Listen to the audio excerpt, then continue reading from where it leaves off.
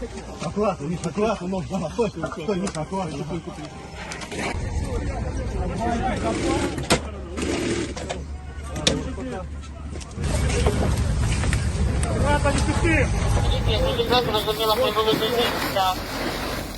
Christmas वाले रोज यानी 25 दिसंबर को यूक्रेन के लोगों की नींद मिसाइल, बम धमाकों और सायरन की आवाज से खुली।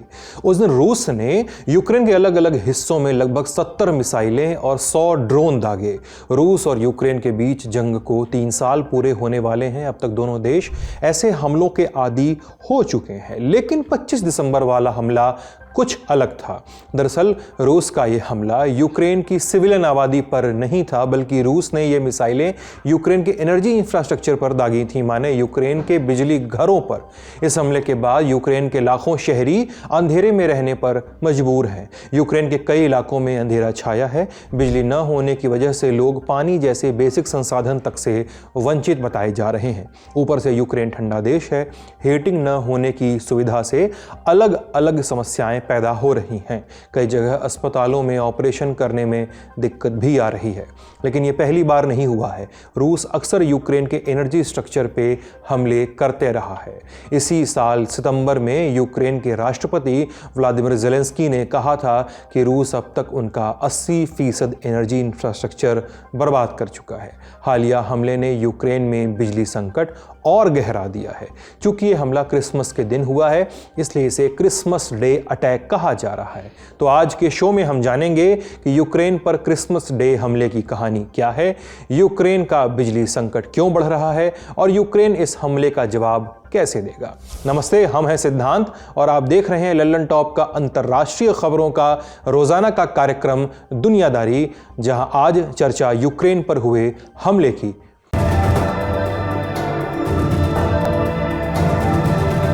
Brought to you by Higher and ITEL. Jugar es divertido. Sonido inmersivo. Conectados. सबसे पहले इस हमले पर आई प्रतिक्रियाएं जान लीजिए। यूक्रेन के राष्ट्रपति व्लादिमीर ज़ेलेंस्की बोले, कोई भी हमला बिना प्लानिंग के नहीं हो सकता। ये हमला पुतिन ने सोच समझकर और एक प्लान के तहत किया है। क्रिसमस के मौके पर हमला ऐसे ही नहीं किया गया। हम पर 70 से ज़्यादा मिसाइलें दागी गईं, इनमें से कई बैलिस्टिक मिसाइलें भी थीं। पुतिन ने जानबूझकर हमारे बिजली घरों पर हमला किया है ताकि यूक्रेन बिजली संकट से जूझे।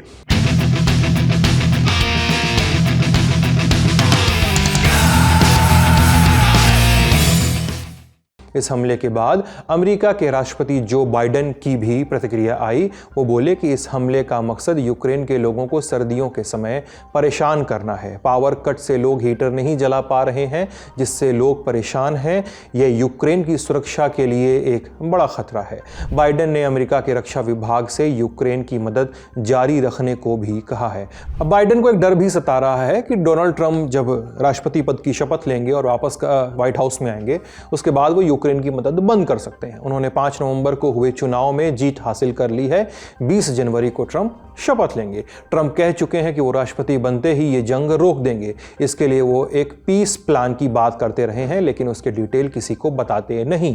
ट्रंप यूक्रेन को दी जा रही अंधाधुंध मदद के खिलाफ भी रहे हैं। लोग अंदेशा जता रहे हैं कि वो आए तो यूक्रेन को मिलने वाली अमेरिकी मदद रुक जाएगी। हमने जानकार से पूछा कि क्या ट्रंप वाकई ऐसा करने वाले हैं। सुनिए। लेकिन जो ट्रंप ने अभी तक जो संकेत दिए हैं उसमें यह निश्चित है कि वो पुतिन से भी बात करेंगे और जेलेंस्की से भी बात करेंगे, और उनको यह भी शक है कि जेलेंस्की और बाइडेन जो एडमिनिस्ट्रेशन है उनके में संबंध है और इसलिए वो जेलेंस्की को उस ढंग से पसंद नहीं करते हैं। लेकिन उन्होंने बोला है कि वो यूक्रेन को मदद तो करेंगे, मिलिट्री मदद करेंगे, लेकिन वो सीज फायर की बात कर रहे हैं। और सीज फायर की बात में भी वो यह चर्चा नहीं कर रहे हैं कि जो अभी रूस के कब्जे में जो क्षेत्र है उसका क्या होगा। उन्होंने कभी ऐसा नहीं बोला है कि वो फिर वापस देने की बात करेंगे, यूक्रेन को वापस लाने की बात करेंगे। लेकिन यह जरूर है कि सबसे पहला जो स्टेप है वो सीज फायर का स्टेप होगा। दूसरा जो होगा कि जेलेंस्की को जो फाइनेंशियल जो मदद दिए जा रहे थे वो अमेरिका से बंद हो जाएंगे।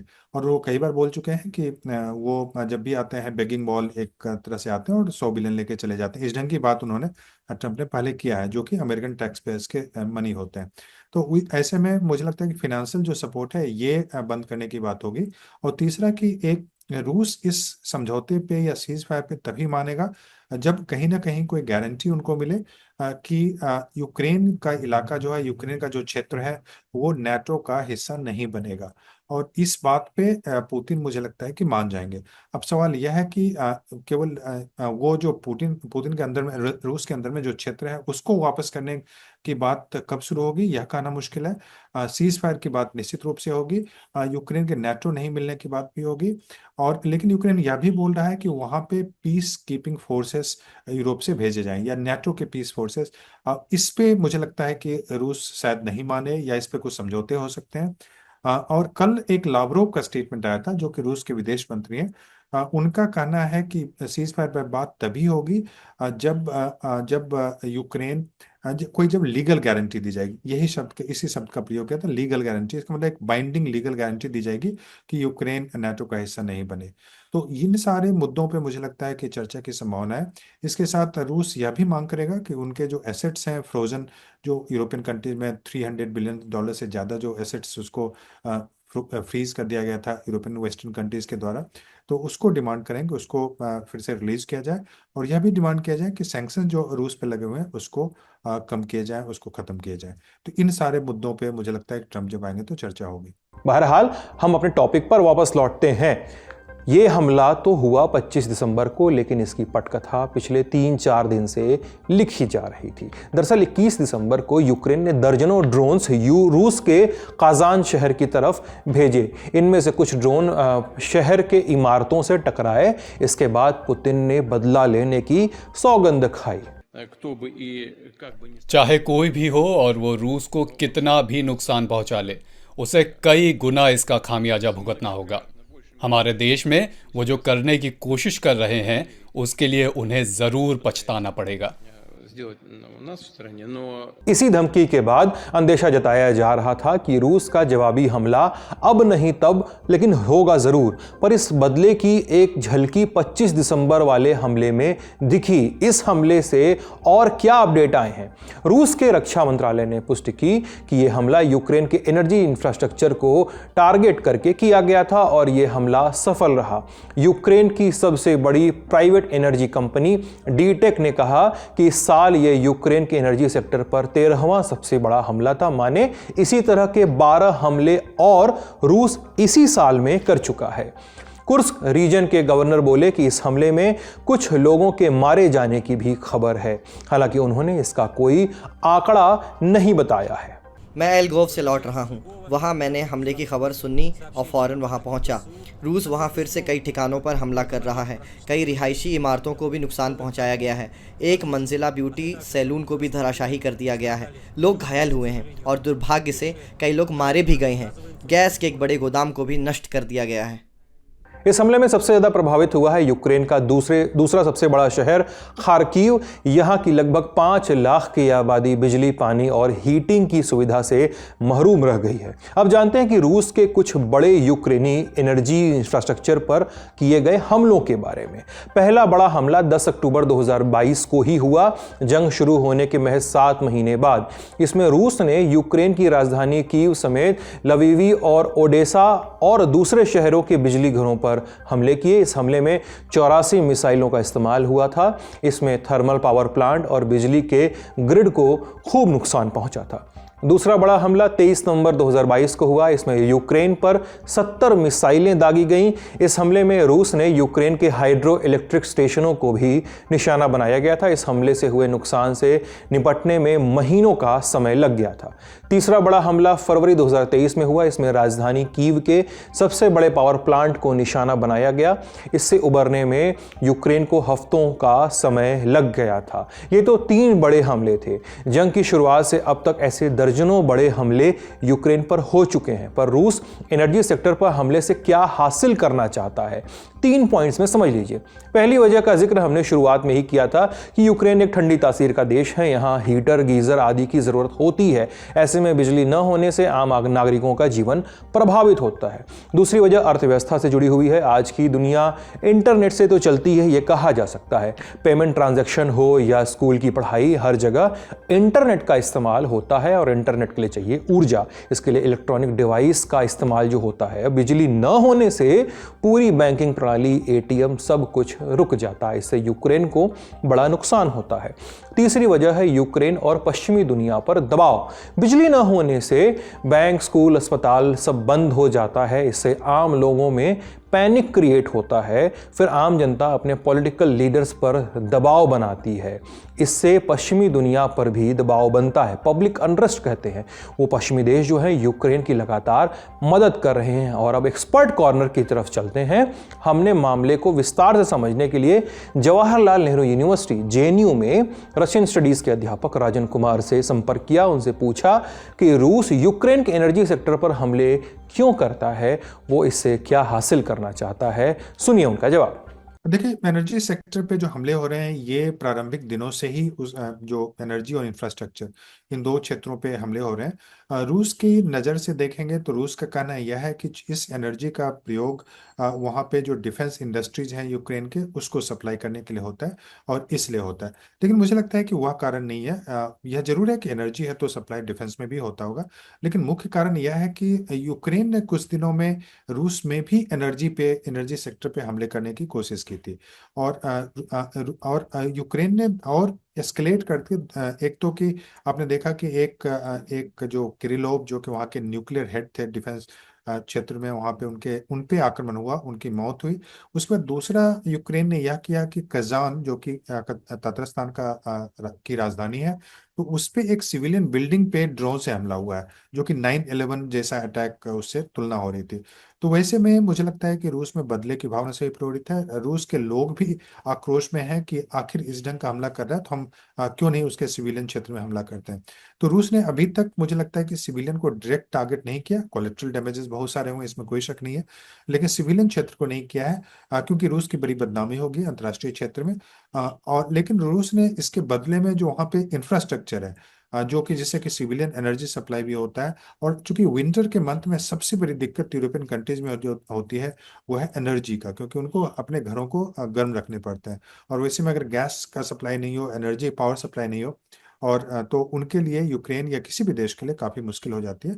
और यूक्रेन ने कुछ दिन पहले यह भी बोला था कि वो जो ट्रांजिट है वो रूस के गैस को यूक्रेन के ट्रांजिट के रास्ते से नहीं जाने देगा। तो ये सारे कारण हैं जिसके कारण से एनर्जी सेक्टर पे रूस ने हमले किए थे। यूक्रेन दावा करता है कि रूस ने उनका 80% एनर्जी इंफ्रास्ट्रक्चर तबाह कर दिया है। क्रिसमस के दिन हुए हमले में फिर लाखों लोगों के घर में अंधेरा हो गया है। कुछ लोगों के मारे जाने की भी खबरें हैं। यूक्रेन इसका जवाब कैसे दे सकता है? देखिए, यूक्रेन की जितनी क्षमता है उसमें वो बदला पूरी तरह से ले रहा है, चाहे वो कर्क्स रीजन में हो या फिर ड्रोन के माध्यम से, या फिर जो अब तो हाइमार्स के अटैक्स बहुत सारे हो रहे हैं, आपने देखा। और जो ब्रिटिश मिसाइल इत्यादि, जो अमेरिकन मिसाइल दिए गए हैं, स्टॉर्म शैडो इत्यादि, उससे भी हमले हो रहे हैं। तो यूक्रेन अपने हमले पूरी तरह से कर रहा है। लेकिन सवाल है कि यूक्रेन क्या अपने क्षेत्र से रूस को हटा पाएगा? क्या इस ढंग के का जो कर्क्स का रीजन है उसको हमेशा के लिए रिटेन कर पाएगा जब तक सीजफायर की बातचीत शुरू होती है? तो इन कारणों ये सारी संभावनाएं वहां पे बनती हैं। और मुझे लगता है कि जो रूस का जो हमला है वो अभी मान के चलें कि बरकरार रहेगा। और यूक्रेन कोई इस स्थिति में नहीं है कि वो ये रूस को हरा पाए या रूस पे इस ढंग का दबाव बना पाए। तो जो सिविलियन अटैक्स जो हो रहे थे, सिविलियन यानी कि जो एक अलग तरीके से जो अटैक यूक्रेन करने की कोशिश कर रहा था, उससे यही संकेत देने की कोशिश हो रही है, यूरोपियन कंट्री को खासकर बताने की कोशिश हो रही है कि हम अभी भी सक्षम हैं रूस में हमले करने के लिए। हालांकि उससे रूस पे कोई बहुत ज़्यादा प्रभाव नहीं पड़ रहा है। यूक्रेन की स्थिति और खराब होती जा रही है, और मुझे लगता है कि अगर सीजफायर की स्थिति बनती है तो जेलेंस्की की भी स्थिति खराब हो सकती है। रूस यूक्रेन की बात यहीं तक, और अब चलते हैं मिडिल ईस्ट की ओर। पत्रकारों की दुनिया आम दुनिया के नियमों के मुताबिक तो कतई नहीं चलती। जिन जगहों से दुनिया दूर भाग रही होती है, पत्रकार तेजी से उन्हीं जगहों की ओर जा रहे होते हैं ताकि वहां से दूर खड़े लोगों तक अलग अलग शक्लों में उन जगहों की झलकियां और खबरों के तमाम एंगल्स पहुंचा सकें। आज आपको ऐसे ही कुछ पत्रकारों की कहानी बताएंगे जो आप तक खबर पहुंचाने के लिए दुनिया के एक ऐसे हिस्से में मौजूद थे जहां उनकी मौजूदगी ही उनकी जान के लिए सबसे बड़ा खतरा थी।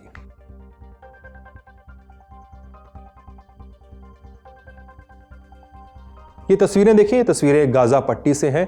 आप एक वैन देख सकते हैं जो जल चुकी है और जल जाने के बाद भी लाल अक्षरों में लिखा प्रेस दिखाई दे रहा है। 25 दिसंबर की रात इस सैटेलाइट वैन में 5 लोग सो रहे थे। वैन पर प्रेस का ठप्पा लगा था और उन्हें उम्मीद थी कि वे सुरक्षित हैं, लेकिन रिपोर्ट्स के मुताबिक 26 दिसंबर की सुबह यह वैन इजरायली हवाई हमले की चपेट में आ गई और इसमें मौजूद 5 लोग मारे गए। उस वक्त ये वैन सेंट्रल गाज़ा के अल अवदा अस्पताल के पास खड़ी थी। इसी अस्पताल पर 24 दिसंबर को इजरायली हमला हुआ था। अब फिलिस्तीनी अल कुद्स टुडे टीवी चैनल ने दावा किया है कि ये 5 लोग पत्रकार थे और इसी ऑर्गेनाइजेशन के लिए रिपोर्टिंग कर रहे थे। उस वक्त ये लोग अस्पताल के इर्द गिर्द रिपोर्टिंग के लिए जमा भी थे। इजरायली मिलिट्री ने इस पर अपना पक्ष रखा है, कहा है कि इस गाड़ी में इस्लामिक जिहाद से जुड़े लोग थे, इसलिए इसे निशाना बनाया गया और आने वाले दिनों में भी हम आतंकियों के खिलाफ ऐसा बर्ताव करते रहेंगे।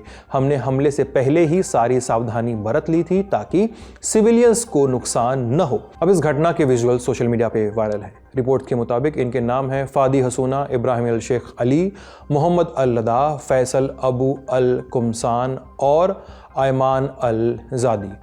अल जज़ीरा की रिपोर्ट के मुताबिक ऐमान उस वक्त अस्पताल के बाहर अपनी पत्नी का इंतज़ार कर रहे थे जो प्रसव पीड़ा से जूझ रही थीं। कमिटी टू प्रोटेक्ट जर्नलिस्ट यानी CPJ ने इसी महीने इस जंग में पत्रकारों को लेकर एक रिपोर्ट छापी थी और दावा किया कि अब तक गाज़ा और वेस्ट बैंक और लेबनान को मिलाकर इस जंग में कुल 141 पत्रकार मारे जा चुके हैं। 49 रिपोर्टिंग के दौरान घायल हुए और 2 मिसिंग हैं और 75 को गिरफ्तार कर लिया गया है।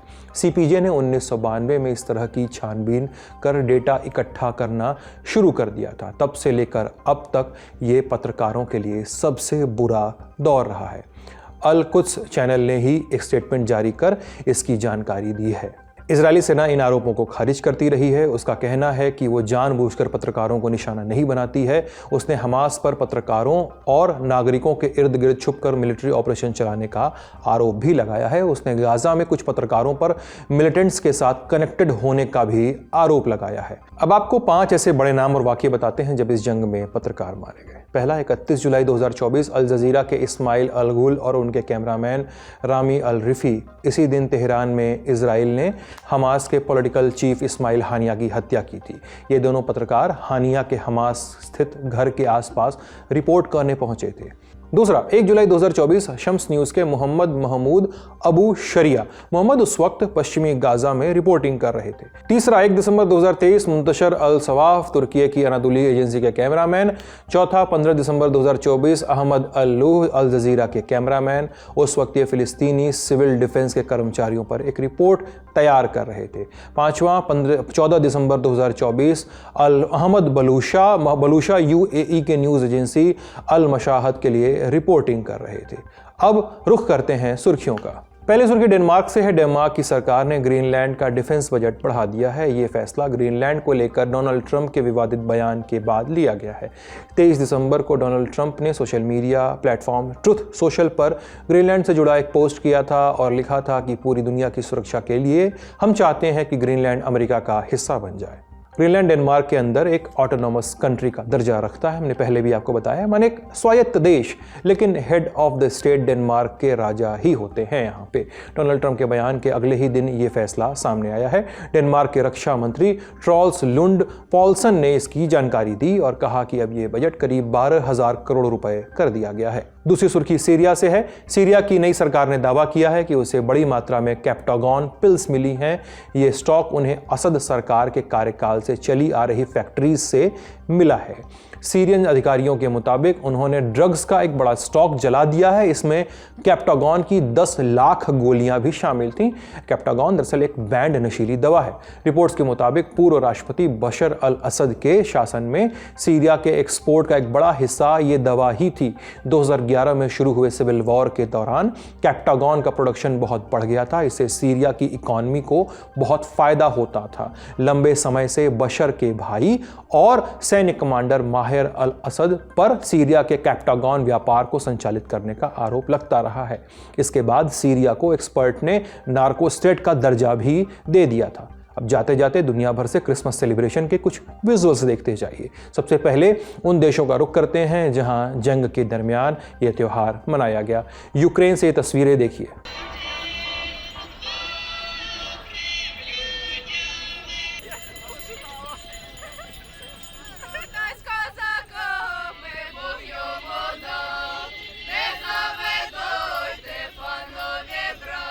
वहां से एक शख्स का बयान भी सुनिए।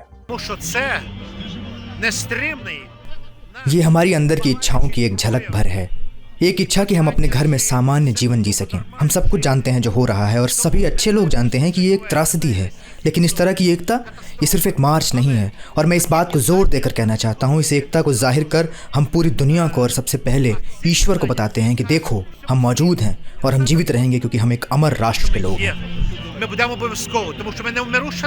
अब सीरिया चलते हैं। नई सरकार के आने के बाद सीरिया के अल्पसंख्यक क्रिश्चियन आबादी के भविष्य को लेकर बहुत से कयास लगाए जा रहे हैं वहां पर। इस बीच वहां से कुछ तस्वीरें आई जो आप खुद देखिए। तस्वीरें सीरिया की राजधानी दमिश्क की हैं।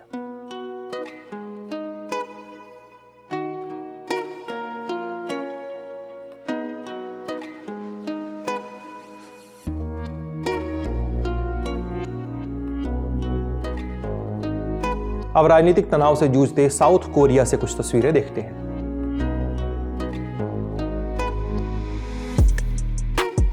अब ब्रिटेन से ये तस्वीरें देखते हैं। लोग समंदर के पानी में तैराकी कर सेलिब्रेट कर रहे हैं क्रिसमस का त्यौहार।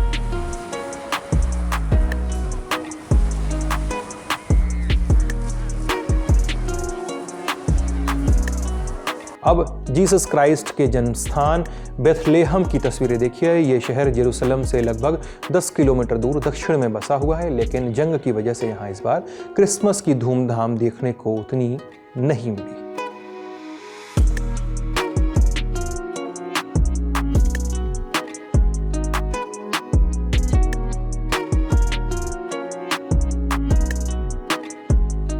आज का दुनियादारी यहीं समाप्त होता है। अपना ख्याल रखिएगा, स्वस्थ रहिएगा, मस्त रहिएगा, देखते रहिएगा लल्लन टॉप। बहुत बहुत शुक्रिया। Good night.